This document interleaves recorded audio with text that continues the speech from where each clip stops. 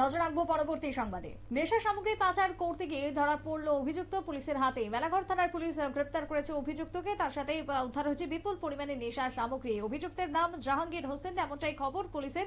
বাড়ি সোনামুড়ার রাঙামাটিয়া। তার কাছ থেকে 1000 ইয়াবা ট্যাবলেট, 10 গ্রাম ব্রাউন সুগার, 11,000 টাকা উদ্ধার হয়েছে। তার সাথে বাইক বাজেয়াপ্ত করা হয়েছে। চলছে তদন্ত। পুলিশের কি বক্তব্য মেলাঘর থানা থেকে উঠে আসছে, শুনুন।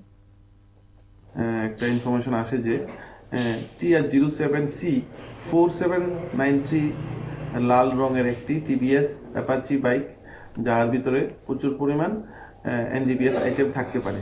তো অ্যাকর্ডিংলি আমরা থানার সামনে একটি এমবুশ পাতি। স্যার, বাইকটা কোন জায়গা থেকে আইতে হয়েছিল?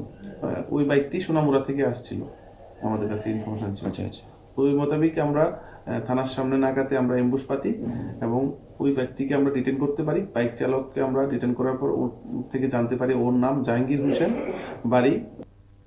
মেলাঘর থানার পুলিশের বক্তব্য আপনারা শুনলেন। নেশা সামগ্রী বাজেয়াপ্ত করা হয়েছে, তার সাথে নেশা কারবারি আটক। তবে এর পাশাপাশি আর কারা কারা জড়িত রয়েছে সবটাই তদন্ত সাপেক্ষ। এখন আগামী দিনেও এই অভিযান জারি থাকবে, এমনটাই জানাচ্ছেন মেলাঘর থানার পুলিশ। ছোট্ট বিরতির পর ফিরছি, সঙ্গে থাকুন।